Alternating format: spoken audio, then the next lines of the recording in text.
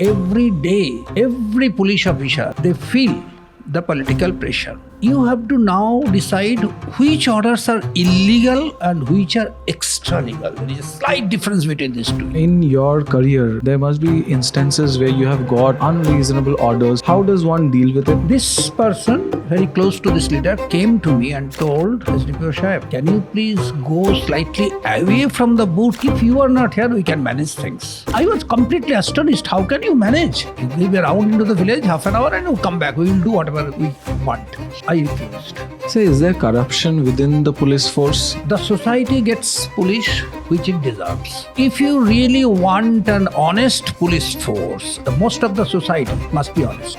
The movies, the OTTs, etc. They try to cater to the audience which the audience wants to see. One police officer cannot kill 3, 4, 5, 7 persons immediately or beat them up immediately. So are there any cases that you can still recall that haunts you? There is a massive explosion. The intestines are thrown into the roof straightway. There are lots of small pieces of meats, etc. Oh God. We did not find out what happened actually. You have seen the worst of humanity. Has that changed your perspective on the society? I believe a person does not become criminal when he can control the dark sides of himself. And a person becomes criminal when he succumbs to those dark desires.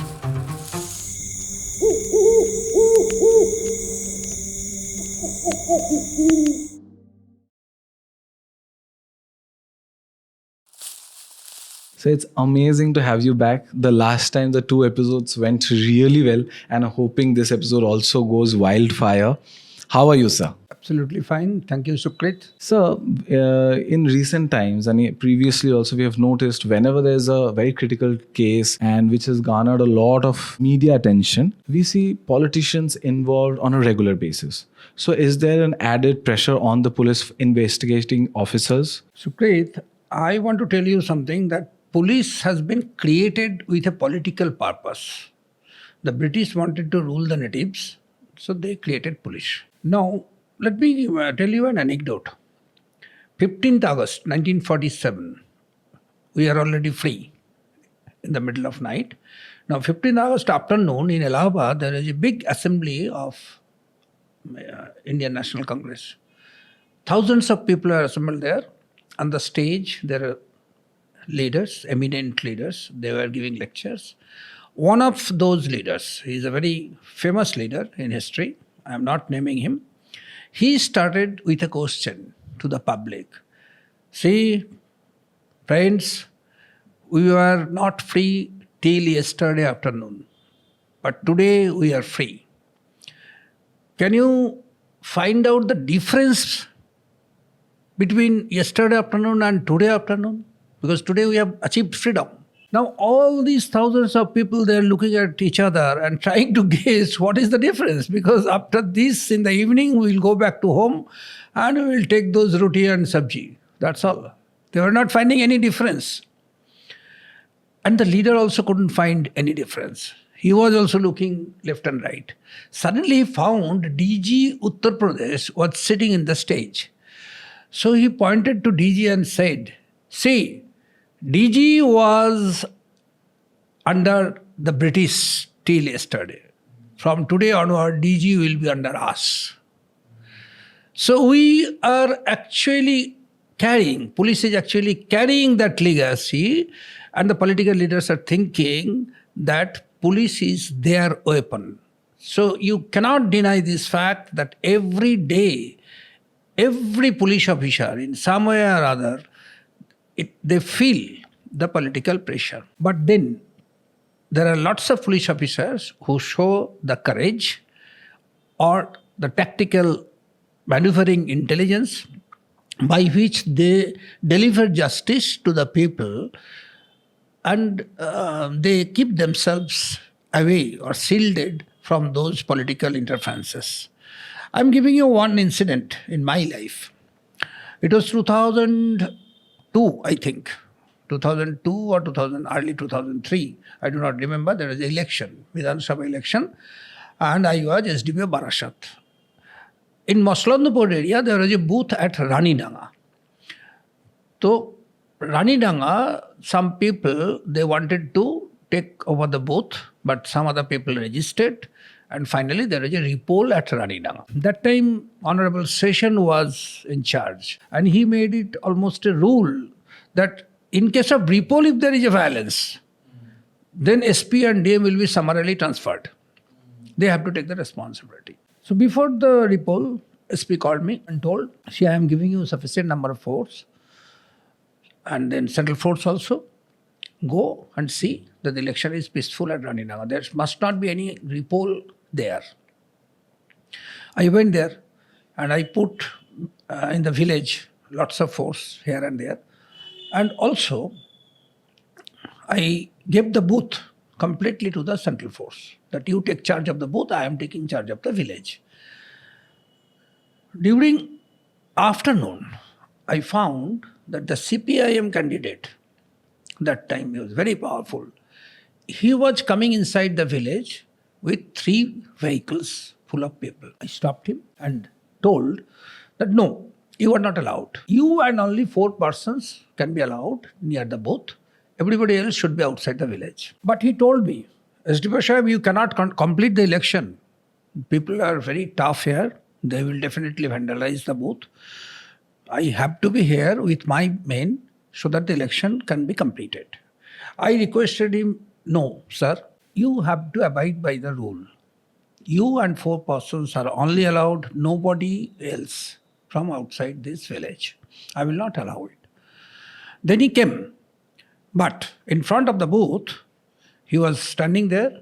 And after some time, one person very close to this leader, who was a very powerful leader, he is no more now, that's why I am not naming him.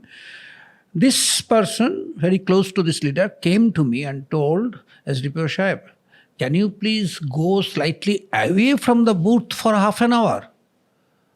I asked why. Then he said, if you are not here, we can manage things. But I was completely astonished. How can you manage? Because the booth has been given to the central force. He just winked at me and told, it is manageable, it can be managed. You please go away from the booth into the village. You give a round into the village, half an hour, and you come back. We will do whatever we want. I refused. I was very stubborn. Within few minutes, because that time there was no mobile network. It was 2002 or 3, as I told you. Instruction over RT, wireless, came from one of my superior officers in the district, not the SP, one of my superior officers in the district, in a coded message, which, when I read, is, Kalyan, please listen to that person. I did not. I did not reply that message, and I did not pay heed to the request of that leader. After the election was completed, I took the ballot box with the presiding officer, etc., into my own vehicle, brought them straight to DM's office in North Chobis Pargana, deposited them, and then went to SP's office. The moment I entered, SP told me, would you love to have a cup of coffee? I said, okay, sir, yes, sir. Yes, please. And then go and get your things ready, because you have to be transferred out from this subdivision. It has already been told to me by the candidate what you have done there. And after that, you will not be allowed to remain in the district. I was transferred out from there straight to Bankura Vishnupur. I went there. So see why I am telling this incident. If you are afraid of 2 things, one is the transfer, and the other thing is posting to a good place. Now, what is a good posting to a police officer? You will hear it to almost all police officers. I didn't get good posting. He got so many good postings. So what is a good posting? Now, good postings may be having 3 criteria. One, it is close to your home, so that at night you can go back, have a chat with your wife, look at your children, and you can control the family. So that is one criteria of a good posting. The second is, it is politically powerful. What does it mean? In your jurisdiction, in your area, there is a person who is deciding who is politically powerful. So that you get the footage, you get the mileage always. You are at the center point of attraction. So that is another criteria of a good posting. And the third is definitely you have lots of resources of illegal money. Now, if you are ready that I am going to take any transfers. The golden rule is take your family with you. So if you are ready to do that, number one. Number two, if you are ready to accept that I am not going to take a single paisa illegally, then probably the third one, you do not need also any footage or any mileage. Because wherever you go, if your luck is if your luck permits, you will be in the news. Maybe there will be a big law and order situation, maybe there will be a murder case, there will be an interesting case or whatever it is. So in that case, you can also think that I don't care about any political instruction. Because these three I am taking care of, so I am not ready to listen to it. So political pressure, yes, there was, there is, and there will be in future on police, but there are definitely ways to circumvent it. You can easily, go away from these political interferences and influences. So, in your career, there must be instances where you have got unreasonable orders from your superior officers. How does one deal with it, and how did you go about it? Not only me, all the police officers in each and every rank, many a time, especially the superior officers, they get such orders which they do not feel from their conscience that it is right. Now again, you have to think that how much you can accommodate and how it can be done. I also faced some such orders when I was DPO in 5 subdivisions, when I was SP of a district, even when I was DIG, Jalpaiguri Range. I also got such orders. As DIG, I have been asked to speak with a political leader who is not on the government side, on the opposition side, and to bring him back to the government side. I politely refused. And then I was asked, so this work has to be done by somebody. So are you ready to leave this place? Because we have to bring somebody who can do this for government or for the ruling party. I said yes. I am ready to leave this. I have already spent more than 1.5 years. I do not mind being transferred out, but this I am not going to do, this I will not do. But saying straight no to your superior officers, you can do this only when you are slightly senior in the rank, but not in the beginning of your career. So in the beginning of your career, there are lots of orders, but you have to now decide which orders are illegal and which are extra legal. There is a slight difference between these two. Illegal orders at any rank, at any point of your service, you must not carry out because nobody is going to support you. Extra legal means it is not illegal, but then you have to ask your conscience, is it harming anybody? Is it harming any innocent people? Is it against the people of my country? No, then I do not do this. I have instances where a very beautiful officer of my rank, he left this service only because he did not want to obey an illogical, illegal order of one SP. He was gem of an officer, very good officer he was. So there are instances where the officers left the service, where the officers were transferred out, but they did not pay heed to. So there are avenues where you can say no. But definitely, you must be practical also at the same time. So, is there corruption within the police force? And if yes, what are the different kinds of corruption that you have faced? Yes, there is corruption. You know, when I joined the service, the pay scale was pretty low. It is 1995. Within few months, there is a big pay hike. But then I once mentioned to one of my superior officers that even if the pay has become so much more, the corruption will remain. The superior officers told why. What kind of corruption are you talking about? Say traffic police taking money on the road, or police taking money from the trucks, or OCs getting involved in some sort of corruptions, maybe higher-ups also, superiors getting. Mainly bribing. Mainly bribing. Then the superior officer asked me, why do you think, Kalyan? Because you are getting almost 4 times the payment now, within a month or so. It increased so much. I told, no, sir. the forbidden fruit is sweeter always. And also there is this sort of thought that if I am getting payment, he is also getting payment of the same rank, but he is getting bribes, so why shouldn't I get it? So that point will be there, and I was proved quite right that you also must be noticing that it is existing. When we ask police officers, why is it existing? When public asks police officers, why is it existing? The prompt reply is, where does it not exist? It exists in every department. Yes, it's very true. It exists in every department. But that is not an alibi to be corrupt. Because all are corrupt, so I cannot be corrupt. At least that should not be my logic to be corrupt.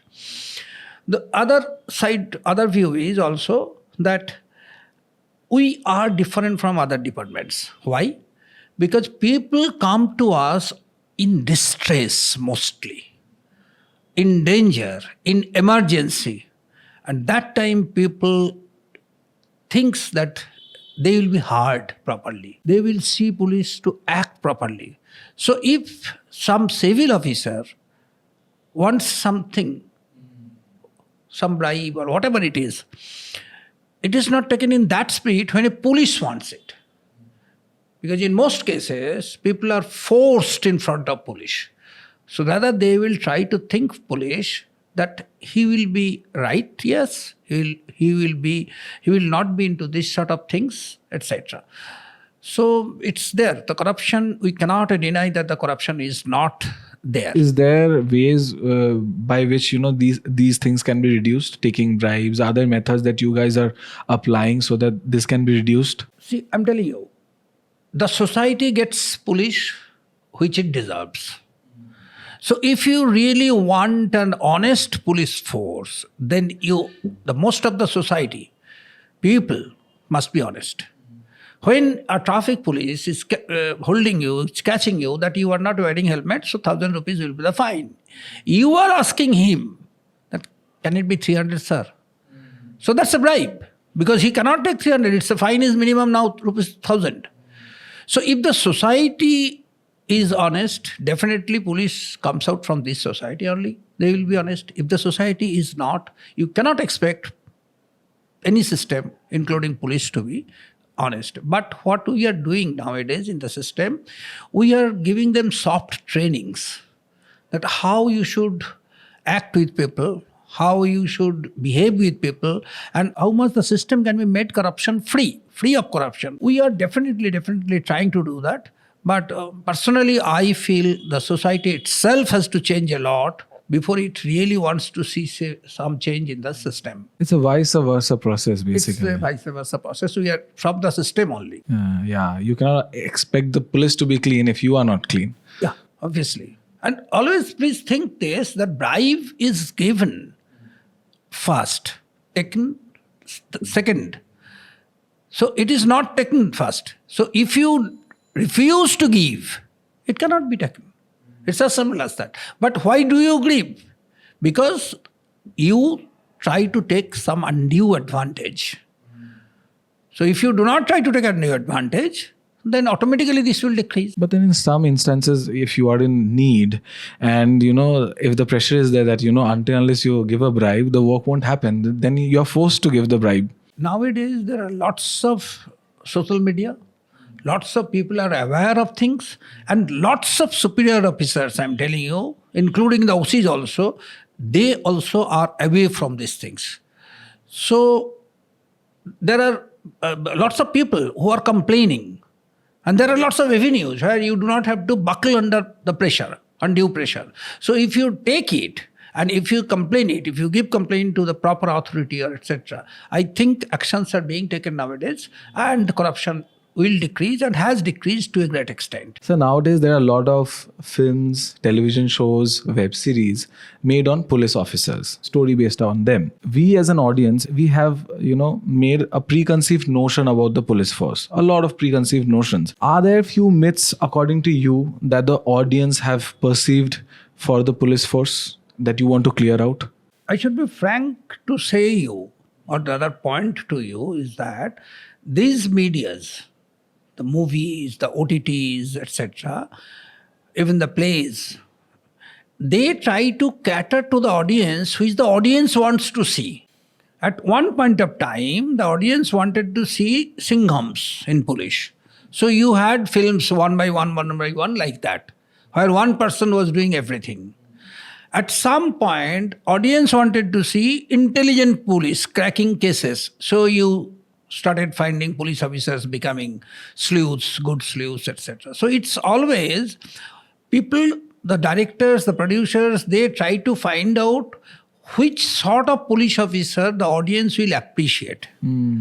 Like in old Hindi movies, the police used to come in half pants, clad in half pants in the last scene of the movie. And Once everything is over. Yeah. And almost the whole hall has gone up from the chair and going out, then the police used to come. Was that the case back then? Like, would police come? No, I'm not. I'm telling you, that was not the case, but that was the way people wanted to see. People wanted to enjoy that. There are lots of these things. So it is always depending on the demand. The supply is depending on the demand. So the hero gets the limelight. So that hero gets the limelight or whatever you want to say. So that's how it is portrayed. In reality, police is as good, I'm telling you, as good as any other good officers in any other department in the government. The only thing is sometimes police has to take very fast decisions. Sometimes police has to look beyond what's there in front of his eyes. Sometimes police has to apply his professional acumen. Maybe these are the differences. But police is actually another government officer and definitely a human being, a person. One police officer cannot kill 3, 4, 5, 7 persons immediately or beat them up immediately. It's not there. It's not possible also. In the training, one of my teachers, he asked me one day, Kalyan, after passing out, suppose you are coming by a train late night and you are finding that one girl is coming and some individuals are disturbing her in that compartment. Not many people are there and you are also there. What will you do? You know what I replied? I said, I will start punching them, boxing them. I'll throw two of them outside the train and 2 of them. He said, no. Police must be very practical. You should try to mobilize others or you should try to give a 100 dial call from your mobile phone so that they can be apprehended in the next station. But if you want to do something against 6, 7 persons, no. You cannot, you are not the Lothar in the Mandrake. You are not like Lothar. You cannot beat them up. Rather, you will be beaten up. So you have to use your prudence, you have to use your intelligence, and you have to take action accordingly. So every step has to be very strategical with keeping backup in mind. Only thing the police officer, a successful police officer has to do is he has to think very promptly, very fast and rightly. If he can do this, he is successful. So are there any cases that you can still recall that haunts you that you could not solve? Even today, you know, when you sit back alone. There are many cases, but right in the beginning of my service, I was in Barashat, as SDP of Barashat. One day, one lady came into my office and she said that I am residing just beside your office, Halabattala. My son has not come back from the evening college. He was studying in Barashat Evening College. He did not come back home. That was around 9:30, I think. So immediately I called OC, IC Barashat, and we started searching him out. We couldn't find anything. And I think next morning, before he could do anything, next morning, a call came in their landline that we need money, we have kidnapped your son, this, that, etc. So immediately we started tapping that landline phone, and we also told them that if the call comes, please agree to give the money. So they agreed. After 2-3 days, they wanted the money, and they asked them to go to somewhere near Harwa. So our police officers accompanied them, 1 or 2, and we were behind them. They went there, they put the bag, they came back, but the bag was not taken by anybody.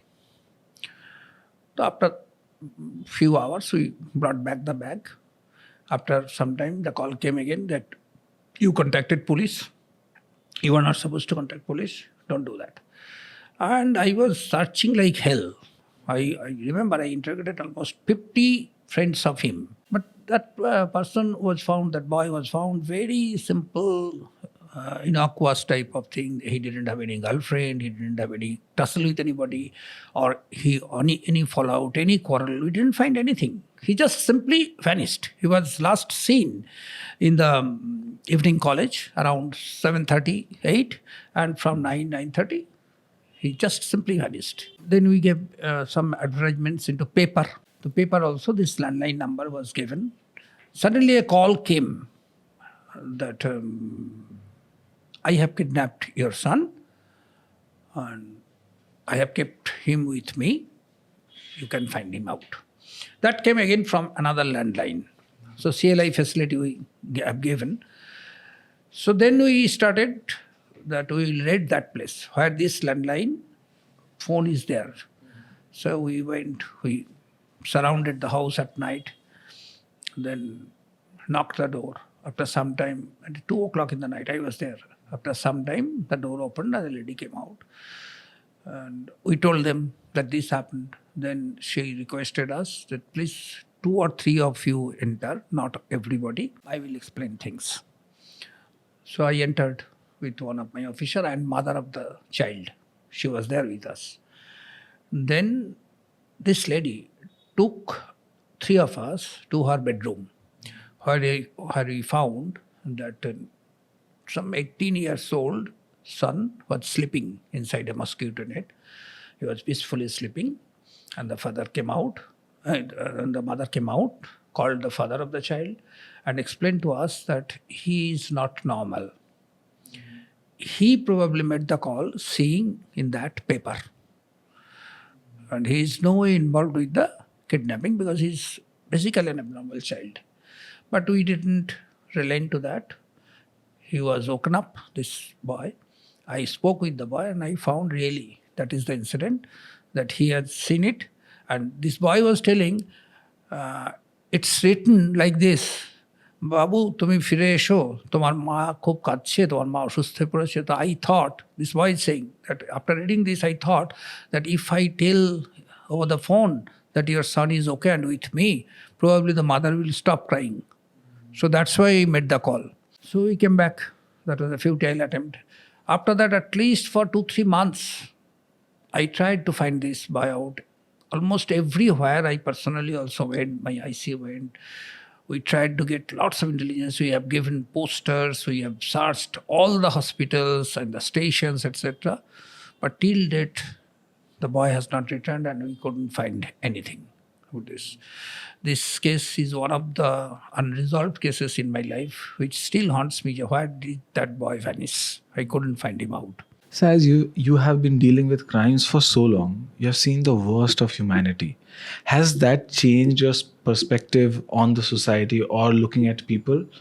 And do you even trust people nowadays after seeing a vast variety of crimes taking place, gruesome crimes taking place?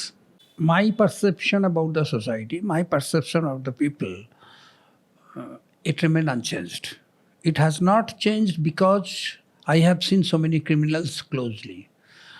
You know why? Because I believe that every person has both these elements in his character, criminality and non-criminality. A person does not become criminal when he can control the dark sides of himself. And a person becomes criminal when he succumbs to those dark desires. So to me, every person is judged by his words, his behaviors, his intentions and his desires.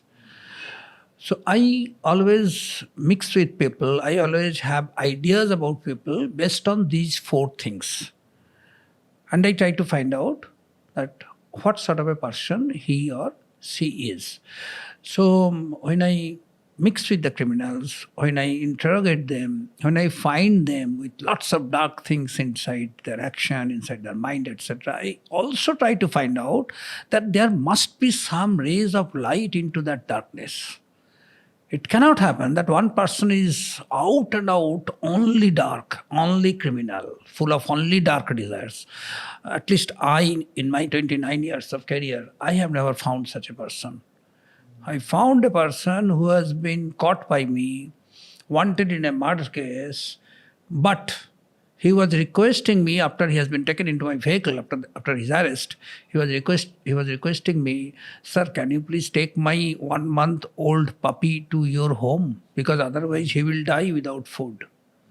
So that humanity is there inside that dreaded criminal.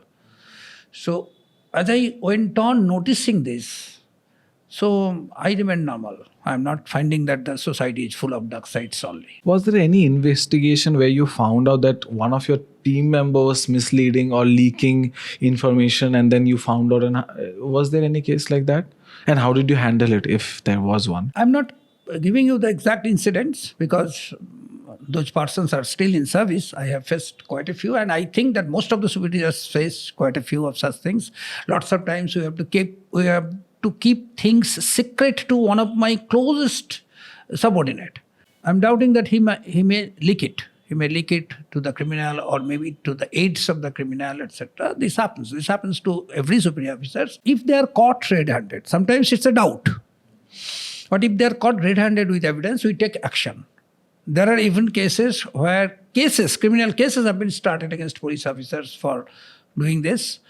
There are some cases where departmental actions have been taken against the police officers. What kind of actions are taken once you find out that somebody is guilty? If somebody is found guilty of passing information to the criminals. So if I get sufficient evidence, then there may be criminal cases against them because they are helping the criminal. They can be arrested, they can be put to court, they will be suspended, or their jobs also can go.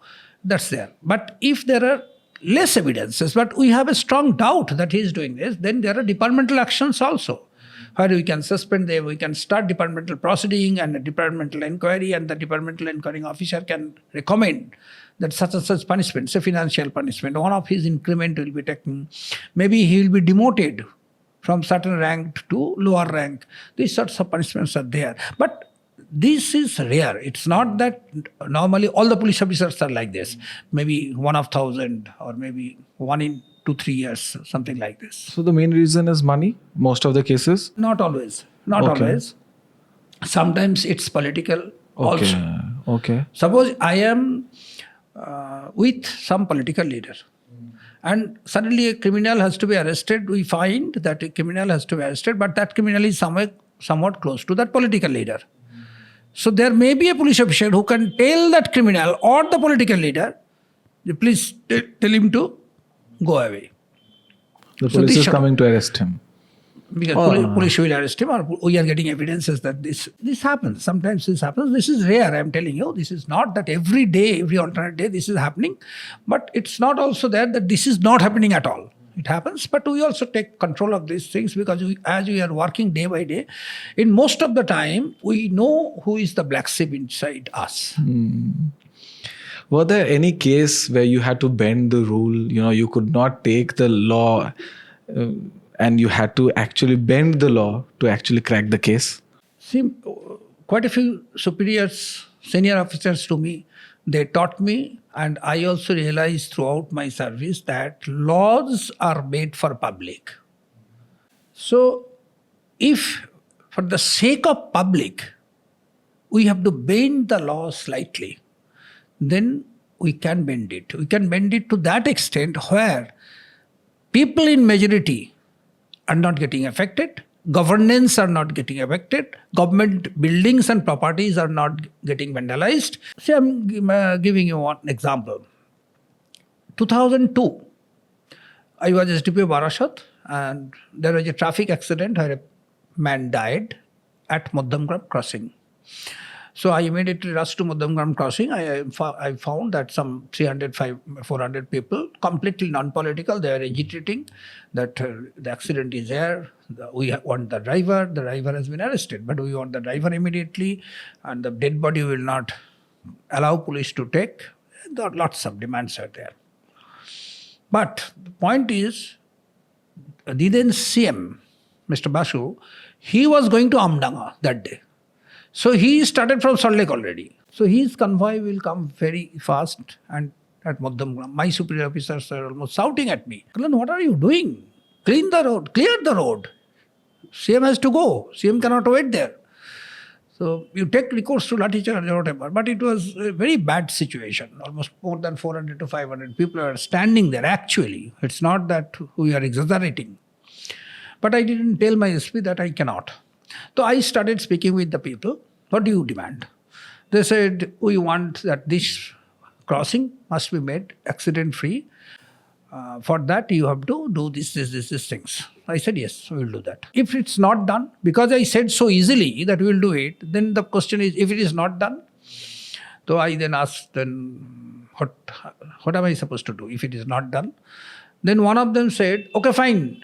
We are giving you a paper. You give it in writing that if it is not done, the next accident, you will be suspended. You will take the responsibility of the accident personally. I thought for a few seconds and took the paper and started writing that if there is any more accident at these crossings in future, I will be held responsible. My name is such and such. I am SDP Barashat, etc. on the date. Now this is bending the law completely. I cannot do this.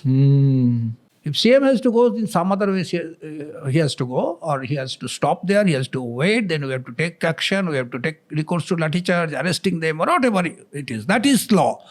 But this is bending the law. I cannot take responsibility of something in future.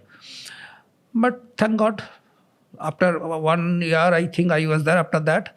No more accidents at Madhyam crossing and nothing. I was not held responsible also.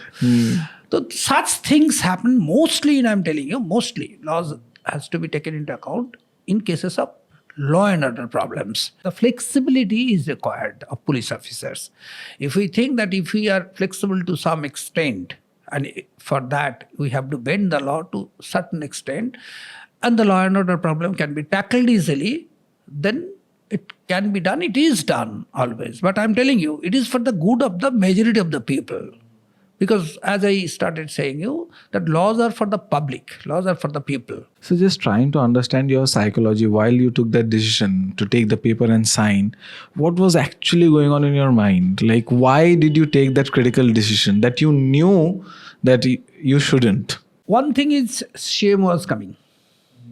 And I do not know whether you have the knowledge that Mr. Bose's convoy used to run very fast, almost 80 kilometers per hour. So he will be arriving, his convoy will be arriving very soon. That urgency was there. There are no other roads also that time.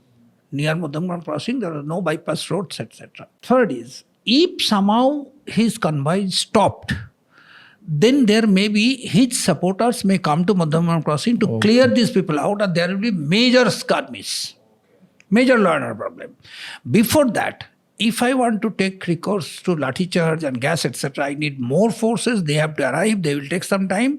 Then probably it will so happen that his convoy arrives and I also started lathi charge.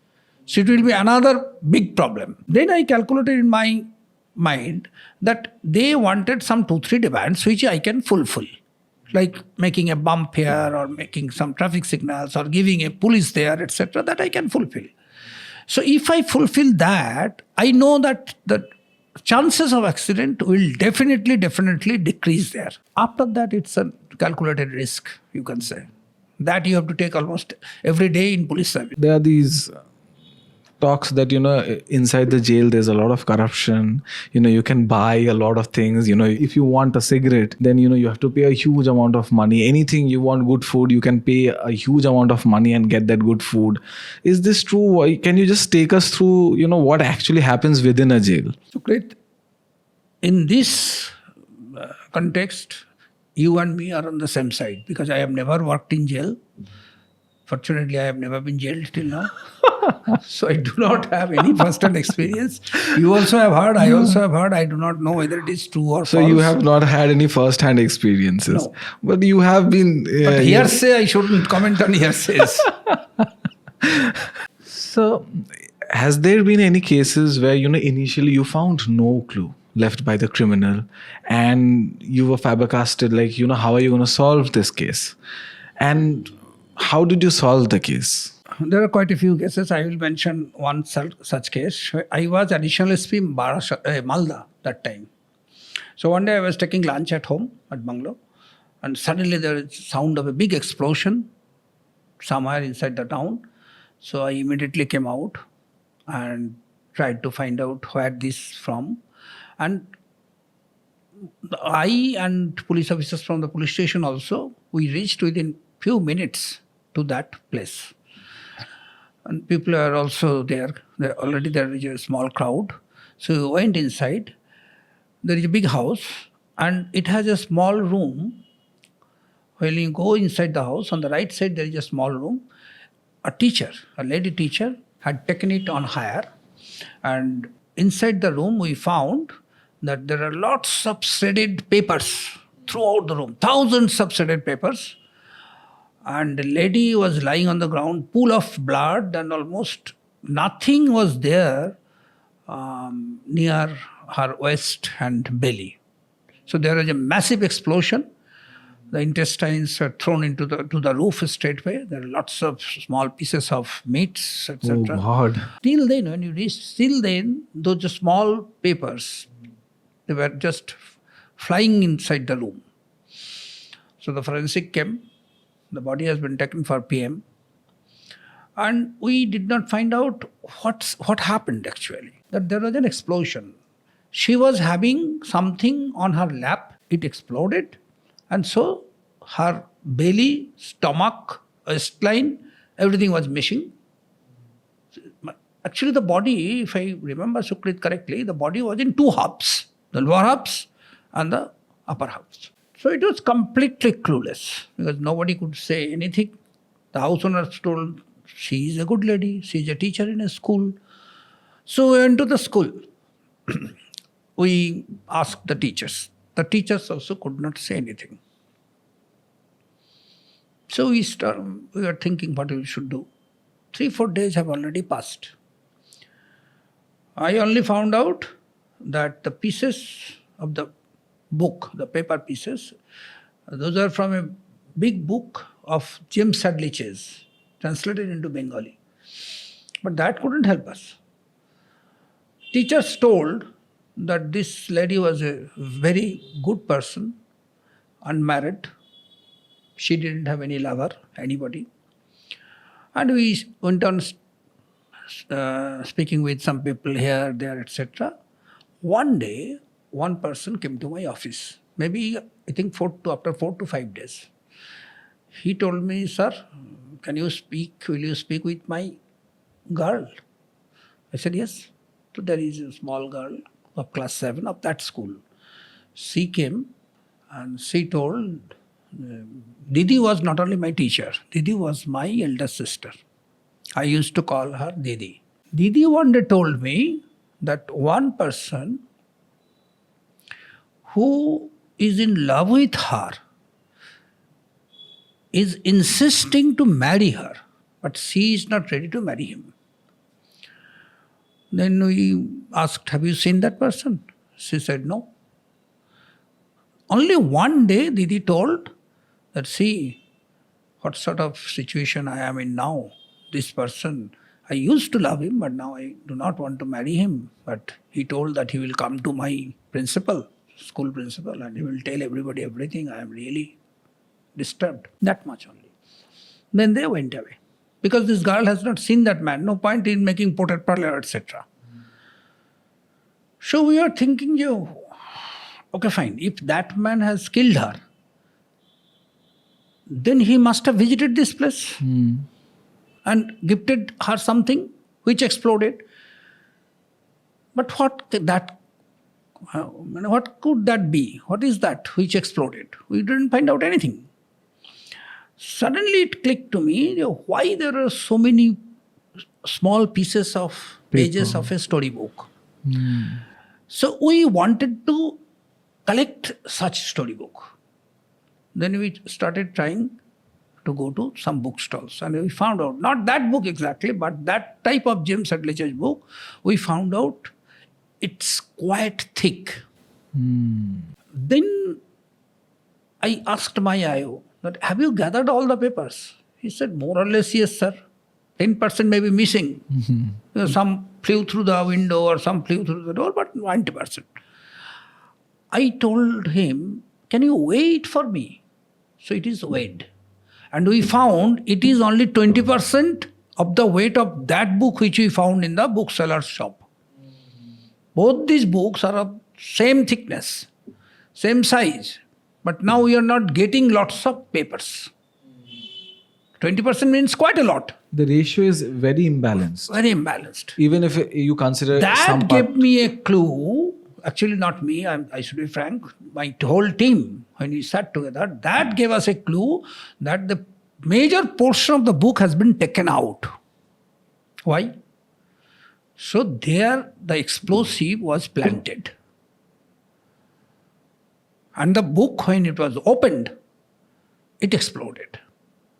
Till then we didn't know, that how it exploded. But probably this is the sin. This is how it is. But how did she get this book? Who has given her this book? That we found out from one small paper again, which was actually the cover envelope of the book, that it has been dispatched to her by a courier. And luckily we got the name of the courier, the last few letters of the name of the courier. And we found that the courier was from Gajol, far away from Malda. It is not from English Bazaar, the Malda town. We went to Gajol and we asked. Then they said, give us the number. No, we didn't get the number. It has been torn and it exploded. Then went on asking each persons of that courier who used to go to house to give the books. Then one person said, yes, I remember. I have gone to English Bazaar in that street and I have given this to her. Where did you get it? That day we checked the register and we found that one person actually went to the courier office. He didn't send from his house. He went to the courier office and put this, that this is the address, etc. He has given his address also, but his address was written simply Malda, nothing else. And the courier, they allowed it. They did not take the full address. So then we started making this portrait parley. After making this portrait parley, we have given it to some of the criminals. Because this bomb has been made, na? So he must be associated to some criminal. And within few days, this person has been nabbed from Kalia Chowk.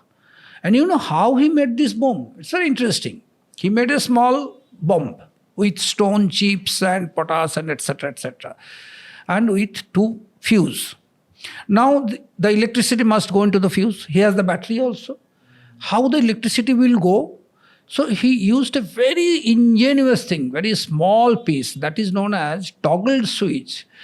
If you remember the landline phones, when you keep the handle on the phone receiver, the receiver goes off. Why? Because on the top portion of the hand, below that, there is a switch. The handle goes there and sits and presses it. As long as the switch is pressed, it's off. But if you take the handle, the switch goes up and it's on. This is known as toggle switch, and at that time it cost only 2 rupees. So what he did is, in the circuit, he put the toggle switch and pressed the book. So with the pressure of the book, the toggle switch is pressed. So the circuit is off.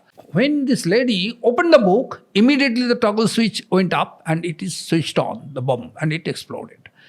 And the book has been cut, the middle of the book, all the pages has been cut and the bomb is placed there. So that's why it was the total weight of the paper, it was quite less. But why did he kill this lady? Because this person told, he is that person. This small girl also said that I wanted to marry her. And we were in love, but for a few years she was not agreeing to marry. So I took the revenge. Oh God. Motive is very simple, but the modus operandi is very interesting. Very new to me. It was very new to me. When was this? Back which year? 2013. 2013. When I was at Ishanspi Malda. Okay. So you have been working in the crime scene for a very long time. What is that one thing that you have learned about yourself through this journey? I want to put it like this, that I always reminded me, even in the last day of my service, I always reminded me that, Kalyan, here you are to work for the people.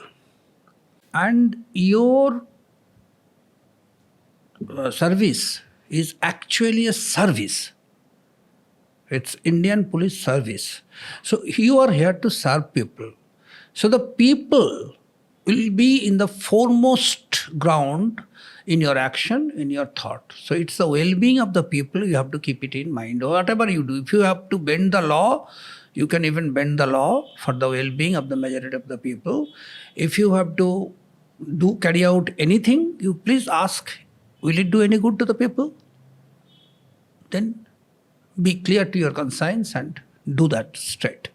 So that's what I learned. That's what I insisted myself everywhere, right from the law and order problems in Singur, or maybe in Malda, maybe in Bandhawan, Purulia, as DIG Jalpaiguri Range, everywhere, whenever I was in crisis, I used to take decision asking me, is it doing good to the people?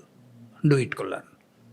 So that is what my take from this service. So you were always beside the common man. I am, and that's why some of my superiors jokingly tell me, "Are Kalyan, tum to Naxal police ho," meaning that Naxals are for the common people, something like that. So it was a joke, definitely, but most of the time I used to think like this only. So moving on, we would want to finish this episode with one segment, rapid fire. Just few questions, if you could just answer. What's the most satisfying part of your job? That I could serve many people. Nice. One law you think should be changed? Section 498. If you could just explain the law for our audience. It is in BNSS, the new law system after my retirement. I do not remember which section, but it was in the IPS section where it was for the ladies who have been tortured by the husbands. It's a good law because the ladies could be tortured by husbands and the ladies can do that. But then people started misusing it politically, non-politically, community-wise, and lots of personal revenges also are taken. Even the apex court, they also noticed it, that it's being misused and abused. So I think that if I want to change any law, at least that law. If you weren't a police officer, what would you be? Teacher. Why? Because if you think that a police officer can serve the people most, till now I believe it, and probably next comes the teacher. The teachers can serve the society again most. They can build up persons who will control the society in future. One thing that always surprises you about criminals? The innovativeness. I have found many criminals doing the same thing. Suppose they are into cybercrime. They are into murdering somebody. They are into stealing somebody. But doing the same thing, but in a different modus operandi, absolutely, in a different way. So this innovativeness in the criminals actually surprised me. How many different types, how many different ways a criminal can really act. And it is challenging for the police also. So they are very creative in nature. They are very innovative and creative in nature. They could have used that for something else and made more money gradually. I do not know that. I do not know whether they could make more money, but they could have used it in something else, definitely. Thank you, sir. This has been an amazing episode again. Every time it's wonderful to have you here. I hope we have further conversations in other episodes as well. Thank you, Sukrit.